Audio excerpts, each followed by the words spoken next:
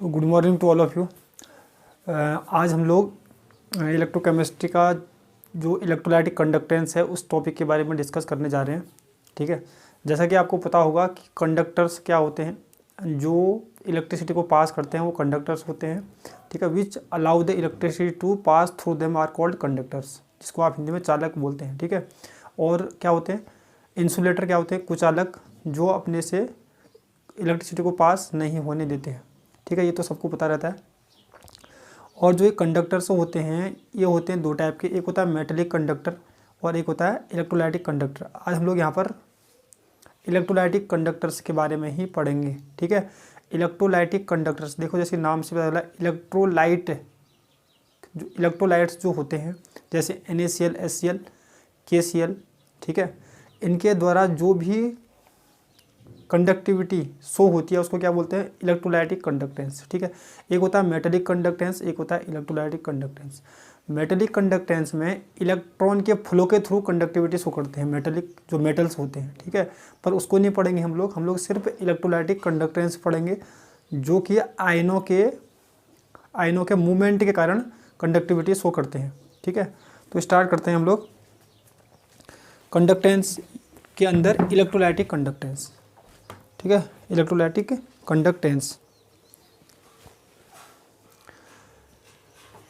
तो कंडक्टेंस क्या होता है, the power of electrolyte to conduct electricity, the power of electrolyte to conduct electric current भी बोल सकते हो, इज कॉल्ड कंडक्टेंस। ठीक है, अगर इलेक्ट्रोलाइट की पावर होगी कंडक्टिविटी शो करने की, उसको बोलेंगे इलेक्ट्रोलाइटिक कंडक्टेंस। ठीक है, अब ये कैसे शो करते हैं कंडक्टिविटी, मैं आपको बता रहा हूँ। पहले मैं आपको यहाँ के एक सेल कंस्ट्रक्ट कर लेते हैं, सेल बना लेते हैं एक, ये है हमारे पास सेल। ठीक है, थोड़ा सा अच्छी बनाते हैं इससे।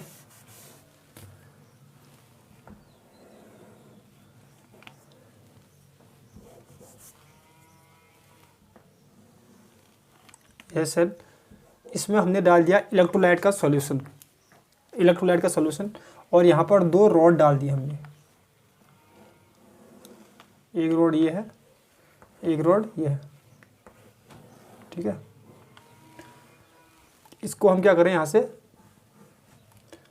बैटरी के थ्रू कनेक्ट कर देंगे। एक पर पॉजिटिव चार्ज होगा, एक पर नेगेटिव चार्ज होगा। ठीक है, नेगेटिव चार्ज वाले को क्या बोलोगे, कैथोड,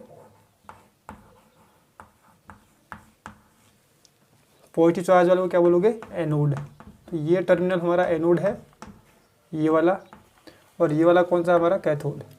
ठीक है, अब देखो इसमें हमने क्या करना है, दो रॉड डाल दिए, ये रॉड है हमारी। अब इसके अंदर हमने इलेक्ट्रोलाइट का सॉल्यूशन डाल दिया, सपोज करो NaCl डाल दिया। तो जैसे ही यहाँ पर वो इलेक्ट्रोलाइट क्या करेगा, दो आयन देगा, पॉजिटिव और नेगेटिव आयन। ऐसा नहीं कि दो देगा, ठीक है, बहुत सारे पॉजिटिव भी होंगे, बहुत सारे नेगेटिव आयन्स इसके अंदर होंगे प्रेजेंट, पर मैं सिर्फ दो तीन ही दिखा रहा हूँ। ठीक है, ये इलेक्ट्रोलाइट है। जैसे यहाँ से आपने बैटरी के थ्रू इस रॉड के साथ में करंट फ्लो करवाया, तो जो इसके अंदर इलेक्ट्रोलाइट था, जैसे NaCl है, सपोज करो NaCl है, ठीक है, ये डिसोशिएट हो गया, आयोनाइज हो गया, और पॉजिटिव चार्ज और नेगेटिव चार्ज, मतलब कैटाइन और एनाइन में टूट गया। ठीक है, अब ये जो कैटाइन है वो कहाँ को मूव करेगा, नेगेटिव तरफ, मतलब कैथोड की तरफ। जैसे कैटाइन यहाँ को मूव करेगा तो अपनी तरफ, अपने साथ क्या ले जाएगा, वो कंडक्टिविटी शो करेगा, अपने साथ करंट ले जाएगा। और ऐसे ही जो हमारे पास एनाइन है वो कहाँ को मूवमेंट करेगा, एनोड की तरफ, वो भी अपने साथ करंट ले जाएगा। ठीक है, तो ये इस तरह क्या कर रहे हैं, जो इलेक्ट्रोलाइट है अपने साथ करंट फ्लो करवा रहे हैं, तो इसको क्या बोलते हैं, इलेक्ट्रोलाइटिक कंडक्टेंस। ठीक है, इलेक्ट्रोलाइट की पावर टू कंडक्ट इलेक्ट्रिसिटी या electric current is called electrolytic conductance. ठीक है,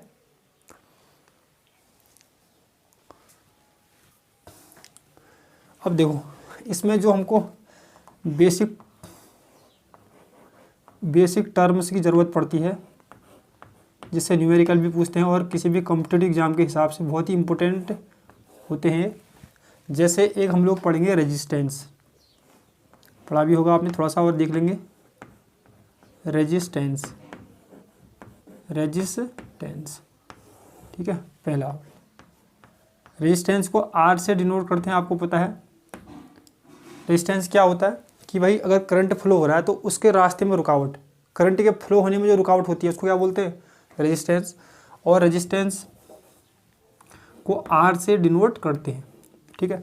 अब जो रेजिस्टेंस होता है वो क्या होता है, जो रेजिस्टेंस होता है वो लेंथ के डायरेक्टली प्रोपोर्शनल होता है।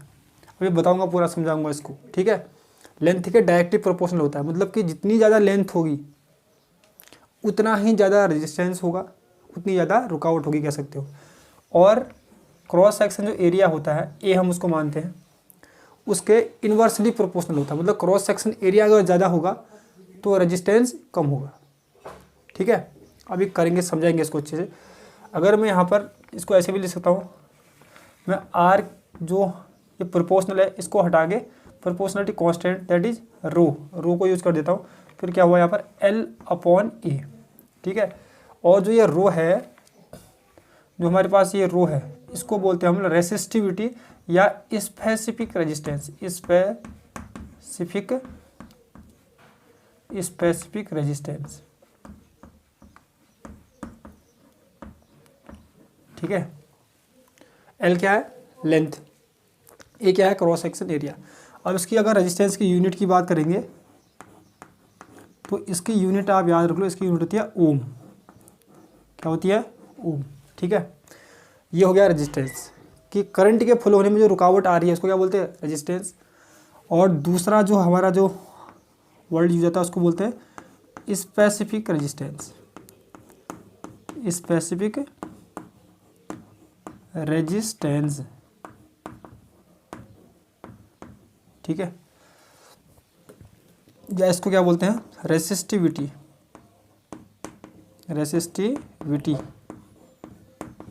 इसको डिनोट कैसे करेंगे, रो से, ये जो रो है ये वाला, ठीक है। अब ये स्पेसिफिक रेजिस्टेंस क्या होता है इसको मैं आपको बता रहा हूँ, ठीक है। अगर जो कंडक्टर है, कंडक्टर की हमने लेंथ ले ली 1 सेंटीमीटर, ठीक है, और cross section area 1 centimetre square ले लिया, तो उस केस में जो भी कंडक्टर का रेजिस्टेंस होगा उसको क्या बोलेंगे, स्पेसिफिक रेजिस्टेंस, ठीक है। जैसे हमने सपोज करो मैंने ये बोल दिया, मैं क्या करने वाला हूँ, इफ़ ये है, यहाँ पर ले लूँ इफ़, क्या कर सकता हूँ मैं, L = 1 सेंटीमीटर, ठीक है, A = क्या लूँगा, 1 सेंटीमीटर स्क्वायर। तो यहाँ पर इस इक्वेशन में रखा जाए तो क्या बनेगा, R = क्या बन जाएगा, रो, R = क्या, रो, ठीक है। तो ये है। अगर हम इसको ऐसे भी लिख सकते हैं, देखो इसको ऐसे भी लिखा जाता है, अगर मैं रो के टर्म से लिखूँ तो रो = क्या बन जाएगा, रो = R/A/L। तो ये भी हम कह सकते हैं इसको, ठीक है, स्पेसिफिक रेजिस्टेंस। इसको मैं आपको समझाता हूँ एक बार, एक सेल बना के ही समझना पड़ेगा इसको पूरा, क्योंकि मेटेलिक और इसमें थोड़ा डिफरेंस है। तो यहाँ क्या है, RA/L, ठीक है। जैसे मेरे पास ये है, मैंने यहाँ पर दो रॉड डाल दिए,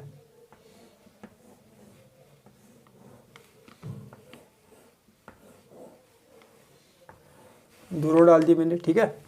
इनको बैटरी से कनेक्ट कर दिया, एक को पॉजिटिव मान लिया एनोड, एक को कैथोड, और ये क्या है हमारा कंडक्टर, ठीक है। इसमें मैंने इलेक्ट्रोलाइटिक सॉल्यूशन डाल दिया, इलेक्ट्रोलाइटिक सॉल्यूशन है चारों तरफ से इसके पूरे उसमें कंटेनर में, ठीक है। और ये जो इलेक्ट्रोड है और जो ये इलेक्ट्रोड है, इसके बीच की जो डिस्टेंस है इसके सेंटर से इसको बोलेंगे हम लोग L, मतलब लेंथ है, ठीक है। Distance between two electrodes, two opposite electrode, L। और जो ये है हमारा, जो इसका एरिया है, इसको बोलेंगे हम लोग क्रॉस सेक्शन एरिया A, ठीक है। अब मैं यहाँ पर समझा रहा हूँ आपको, देखो कभी भी क्या होता है कि अगर ये जो लेंथ है, देखो इसके बीच में क्या है, आयन्स हैं, कैटायन भी हैं, एनायन भी है, ठीक है। सपोज करो यहाँ पर एक कैटायन है, यहाँ पर एक कैटायन है, ठीक है, और यहाँ पर एक एनायन है, एक ही मान के समझ लेते हैं। तो जैसे ही इलेक्ट्रिसिटी फ्लो करवाओगे तो कैटायन कहाँ को मूव करेगा, एनायन की तरफ मूव करेगा, मतलब कैथोड की तरफ मूव करेगा।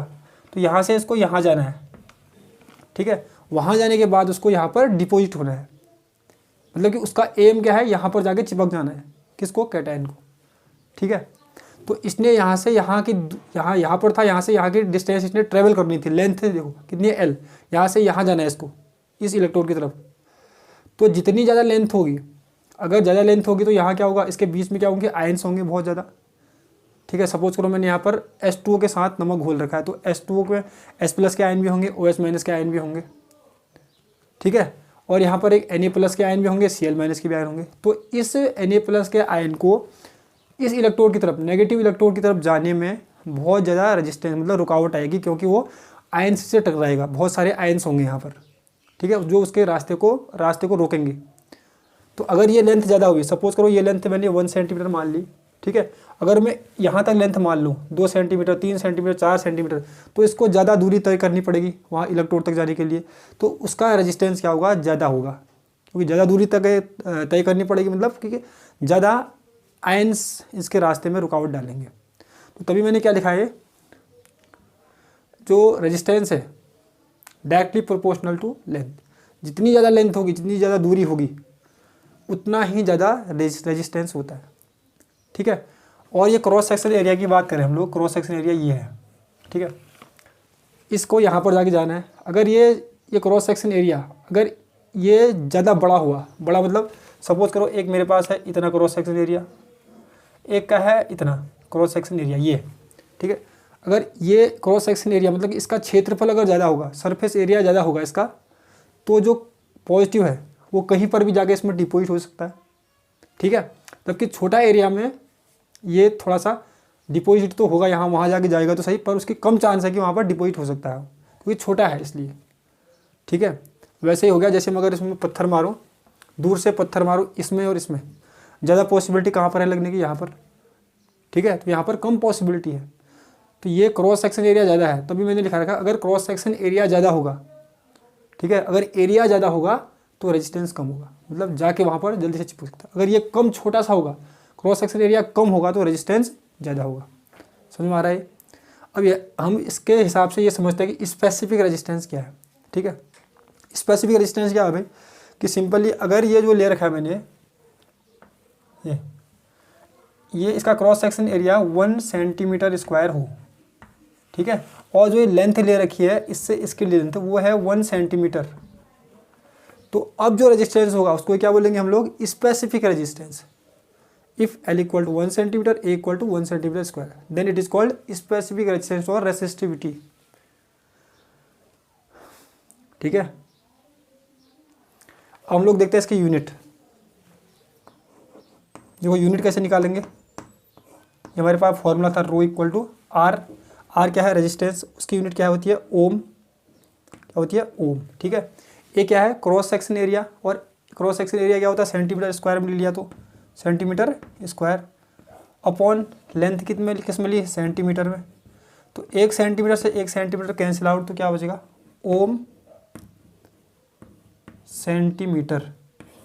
ये क्या है, स्पेसिफिक रेजिस्टेंस की यूनिट है। क्या है, स्पेसिफिक रेजिस्टेंस की यूनिट है। हम लोग जो थर्ड स्टार्ट करेंगे दैट इज कंडक्टेंस। ठीक है, ये दोनों क्लियर होने के बाद अब हम लोग देखेंगे कंडक्टेंस।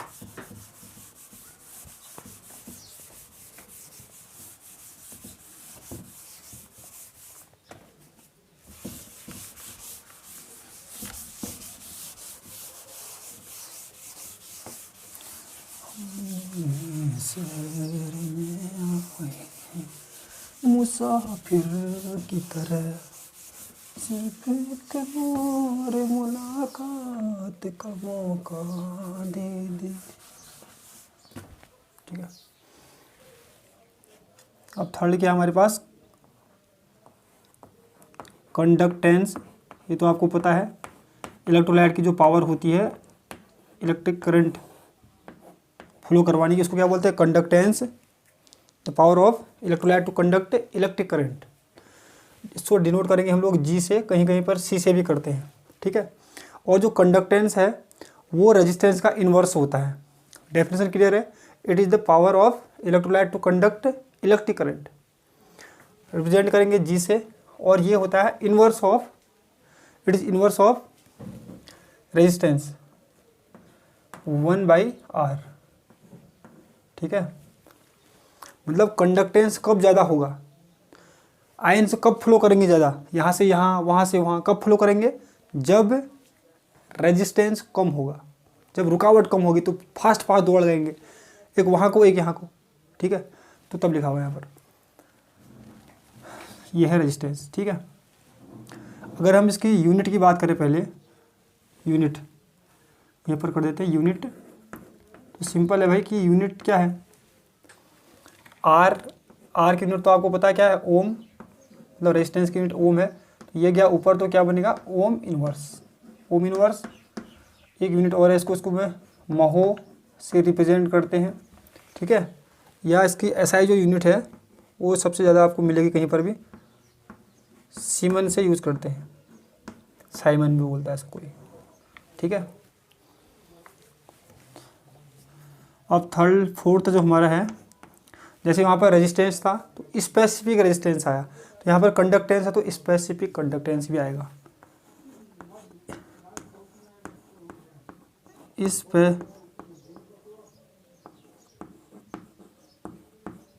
Specific conductivity. ठीक है, या सिंपली क्या बोलते हैं इसको, कंडक्टिविटी।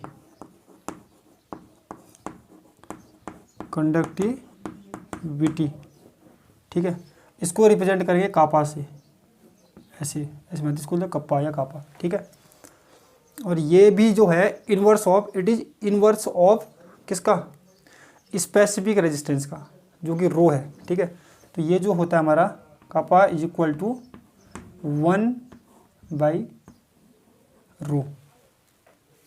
ठीक है, और रो तो आपको पता है भाई, रो क्या था, अभी तक देखा था आपने, R/L/A, ये रो था। ठीक है, तो मैं अगर यहाँ पर रख दूँ के, तो के इक्वल टू क्या बनेगा, के नहीं मतलब कापा इक्वल टू क्या बनेगा, यहाँ पर रो की वैल्यू रखूँ तो ए तो चले जाएगा ऊपर, तो क्या बनेगा मेरा ए अपॉन क्या, ए अपॉन एल, और यहाँ पर क्या हमारे नीचे क्या है, आर, तो इसको मैं 1/r भी लिख सकता हूँ, ये बात है। ठीक है, ऐसे भी लिख सकते हैं इसको। ठीक है, तो क्या हो गया, ये तो गड़बड़ तो नहीं हो रहा है कुछ बड़ नहीं।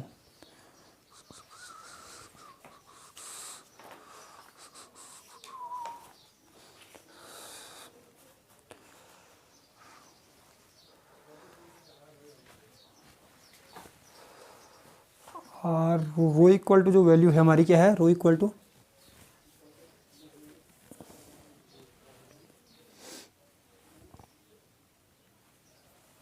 RA/L, सॉरी यहाँ पर मैंने मिस्टेक कर रखा है। ठीक है, यहाँ पर RA था, यहाँ पर पूरा मिस्टेक हो रहा था यहाँ पर, तो यहाँ पर क्या हो जाएगा मेरा, L ऊपर नीचे A, ये हो जाएगा। ठीक है, L ऊपर नीचे A, तो ये है। अब हमको क्या करना है, इसमें थोड़ा देखना पड़ेगा। ठीक है, इसमें एक टर्म और आने वाला है, वो आ रहा है हमारा सेल कांस्टेंट। देखो बस सेल में जो भी कांस्टेंट है उसको क्या बोलते हैं, सेल कांस्टेंट। अगर आपने सेल देखी है, कोई भी सेल जो मार्केट में मिलती है, उसमें क्या होता है, जो ये है, जो हमारा ये जो इनको बीच में जो लेंथ है वो कभी कभी भी क्या होती है, फिक्स्ड होती है। ठीक है, और जो ये रॉड है मतलब इलेक्ट्रोड है, उसका जो क्रॉस सेक्शन एरिया भी है वो दोनों क्या होता है, फिक्स होता है, कभी भी उसको चेंज नहीं कर सकते हैं। तो जो एल और ए होता है किसी भी सेल का, वो कांस्टेंट रहता है, फिक्स रहता है, तो इसीलिए इसको क्या बोलते हैं हम लोग, सेल कांस्टेंट है। तो यहाँ पर लिखता हूँ L/A is cell constant, cell constant. ठीक है, किसी भी सेल के लिए कांस्टेंट रहता है। तो मैं इसको ऐसे लिख देता हूँ, के मतलब कापा इक्वल टू 1/r, L/A की जगह क्या रख दूँ मैं, cell constant into cell constant, cell constant. ठीक है, और 1/r क्या है, अभी बोला आपने 1/r क्या होता है, जी, जो भी कंडक्टेंस। तो आप इक्वल टू मैं क्या लिख सकता हूँ, मतलब स्पेसिफिक कंडक्टिविटी, या conductivity is equal to conductance into cell constant. यहाँ से बहुत इंपॉर्टेंट टॉपिक है ये। ठीक है, तो ये वाला फॉर्मूला आपको याद रखना पड़ेगा।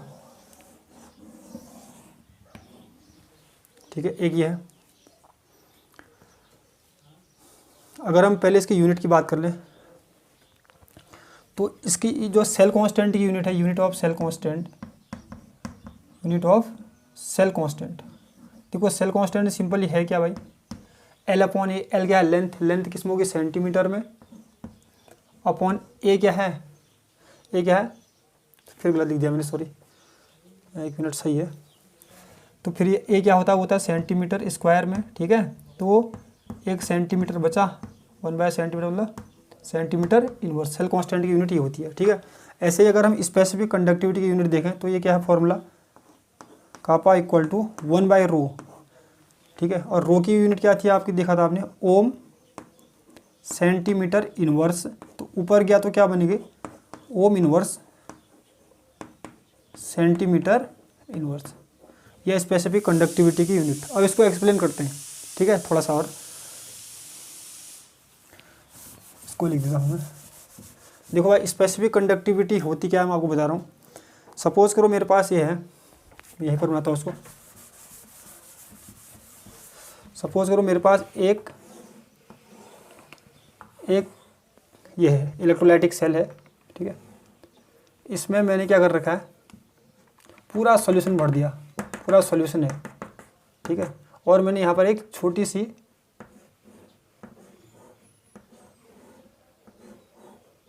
1 सेंटीमीटर लेंथ है, जिसकी लेंथ है, उससे एक क्यूब बना दी, ठीक है। तो इसके अंदर पूरा क्या है, सॉल्यूशन है या आयन से हैं, तो इसके अंदर भी आयन होंगे, ठीक है। और इसका जो वॉल्यूम होगा इस क्यूब का, वो वॉल्यूम क्या होगा, 1 सेंटीमीटर क्यूब, किसका, इसका, ठीक है। तो अगर जो 1 सेंटीमीटर क्यूब जो सॉल्यूशन होता है उसकी जो कंडक्टिविटी होती है उसको क्या बोलते हैं हम लोग, स्पेसिफिक कंडक्टिविटी या सिंबली कंडक्टिविटी, ठीक है। मतलब कि अगर हमारे पास एक क्यूब है जिसकी लेंथ 1 सेंटीमीटर है, ये भी 1 सेंटीमीटर है और ये भी 1 सेंटीमीटर है, तो इसके अंदर जो भी सॉल्यूशन होगा उसकी कंडक्टिविटी को क्या बोलेंगे, स्पेसिफिक कंडक्टिविटी, ठीक है। ऐसा भी बोल सकते हैं वॉल्यूम इक्वल टू क्या होता है हमारा, एल इंटू ए। एल क्या है, length into cross section area, ठीक है। तो हमारे पास लेंथ कितनी है, 1 सेंटीमीटर, ठीक है, इंटू क्रॉस सेक्शन एरिया कितना है, 1 सेंटीमीटर स्क्वायर होता है।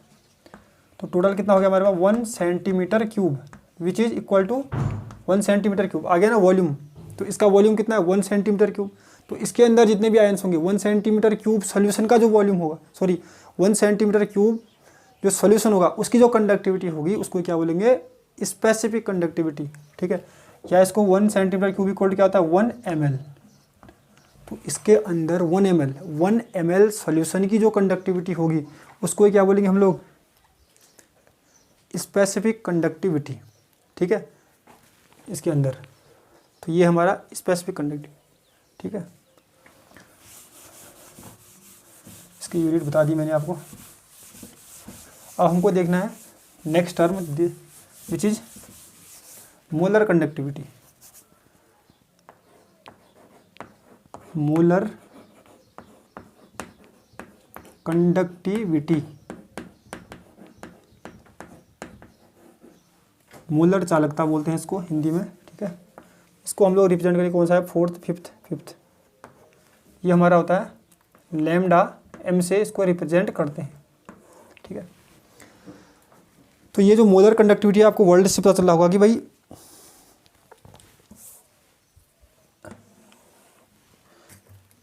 एक मोल इलेक्ट्रोलाइट, हम लोग क्या लेंगे, 1 मोल इलेक्ट्रोलाइट। जैसे हमने ले लिया 1 मोल NaCl, 1 मोल NaCl, या कोई भी इलेक्ट्रोलाइट ले लिया, ठीक है। तो 1 मोल इलेक्ट्रोलाइट के जो आयंस होते हैं, जो उनकी कंडक्टिविटी उसको क्या बोलते हैं, मोलर कंडक्टिविटी, ठीक है। It is the conductivity of 1 mole of electrolyte, ठीक है। 1 मोल इलेक्ट्रोलाइट की कंडक्टिविटी को क्या बोलते हैं, मोलर कंडक्टिविटी। सपोज करो हमारे पास ये है, अगर मैं इसको ऐसे कर दूं, पूरा हमारे पास सेल है, ठीक है। इसमें हमने क्या डाल रखा है, इलेक्ट्रोलाइटिक सॉल्यूशन। पर इलेक्ट्रोलाइटिक सॉल्यूशन कितना होना चाहिए, 1 मोल, चाहे वॉल्यूम कितना ही हो, आयतन कितना हो उससे मतलब नहीं है, ठीक है। पर जो हमने इसमें इलेक्ट्रोलाइट डिजोल्व किया होगा वो कितना होना चाहिए, 1 मोल इलेक्ट्रोलाइट। तो 1 मोल इलेक्ट्रोलाइट के जो आयंस बनेंगे उसकी जो कंडक्टिविटी है उसको क्या बोलते हैं, lambda M, that is molar conductivity. ठीक है, मोलर कंडक्टिविटी, जो मोलर कंडक्टिविटी हमारी है वो स्पेसिफिक कंडक्टिविटी से ऐसे रिलेटेड है, इसे भी याद होना चाहिए आपको। ठीक है, ये lambda M equal to kappa, मतलब specific conductivity upon concentration. Concentration है तो भाई कंसंट्रेशन क्या लेते हैं, कंसंट्रेशन क्या लोगे आप लोग, मोल पर लीटर में, तो मोल पर लीटर। ठीक है, मोल पर लीटर ये ले लिया आपने। ठीक है, तो इसको मैं ऊपर डाल दूँ ऊपर को, तो ये लीटर ऊपर गया। ठीक है, अगर लीटर को हमने चेंज कर दिया मिलीलीटर में तो कितना होगा, वो कापा इनटू, ये लीटर ऊपर गया। ठीक है, तो वहाँ क्या बन गया, लीटर इन्वर्स यहाँ था तो वहाँ क्या बन गया, लीटर, लीटर में को चेंज कर दिया मैंने मिलीलीटर में, 1000 अपॉन यहाँ क्या बच गया एम। तो ऐसे भी इसको रिप्रेजेंट करते हैं। ठीक है, तो ये वाले फॉर्मूले से भी आप निकाल सकते हैं मोलर कंडक्टिविटी। और इसकी यूनिट की बात करते हैं तो क्या होगी, यूनिट सिंपल है, ऐसे हम लोग इसको निकाल सकते हैं। ठीक है, एक मिनट,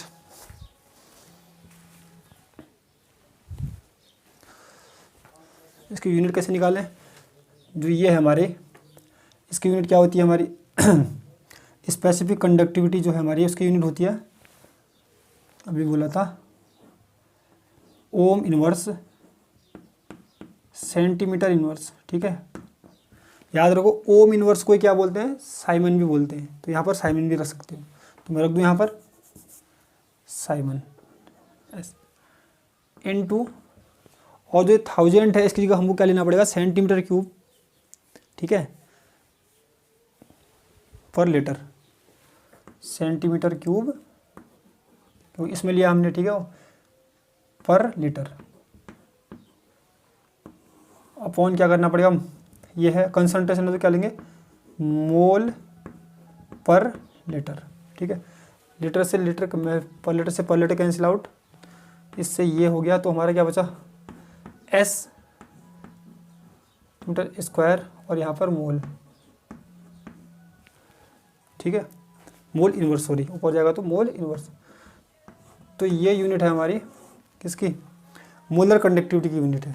ठीक है, क्या है, Simon centimetre square mole inverse. और ऐसे ही हम लोग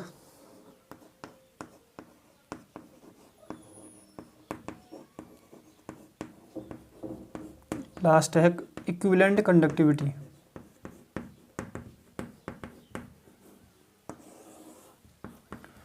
इसको रिप्रेजेंट करें हम लोग लैम्डा ई क्यू, यहाँ पर मोलर था, यहाँ पर ई क्यू था। तो यहाँ पर भी सिंपल है, 1 ग्राम इक्विवेलेंट हमको इलेक्ट्रोलाइट लेना पड़ेगा, जो भी उसके आयंस बनेंगे उनकी कंडक्टिविटी को क्या बोलेंगे, molar, sorry equivalent conductivity. Same ऐसे रिप्रेजेंट कर सकते हो इसको भी, लैम्डा इक्विवेलेंट इक्वल टू, यहाँ पर क्या है, इसको ऐसे कर सकते हैं, kappa into 1000 upon M. M नहीं रखना पड़ेगा, यहाँ पर नॉर्मलिटी रख सकते हो या सी रख सकते हो। ठीक है, सी कंसंट्रेशन है इक्विवेलेंट। ठीक है, इसकी यूनिट की बात करें तो यूनिट क्या होगी इसकी, सेम यहाँ पर Simon centimetre square gram equivalent, पर ग्राम इक्विवेलेंट तो होगी यहाँ पर आप रख सकते हो। ठीक है, यहाँ पर साइमन तो आएगा ही यहाँ पर, क्योंकि ये कापा है, साइमन आएगा, साइमन सेंटीमीटर इनवर्स आएगा। ठीक है, यहाँ पर इसकी जगह ये आ जाएगा, और यहाँ पर हमको चेंज करना है मोल पर लीटर। ठीक है, हमने यहाँ पर मोल की जगह ग्राम इक्विवेलेंट रखना पड़ेगा, ग्राम इक्विवेलेंट। तो हमारा हो क्या जाएगा, अगर इससे लिखा तो साइमन सेंटीमीटर स्क्वायर मोल, एक थोड़ा सा, एक मिनट, ये ऊपर गया तो यहाँ पर क्या रखना, मोल की जगह हमने क्या रखना है, ग्राम इक्विवेलेंट। तो ऊपर गया तो ग्राम इक्विवेलेंट इनवर्स। तो ये होगी हमारी इक्विवेलेंट कंडक्टिविटी की यूनिट। ठीक है, तो हम लोग इसके बाद इसके न्यूमेरिकल्स करेंगे।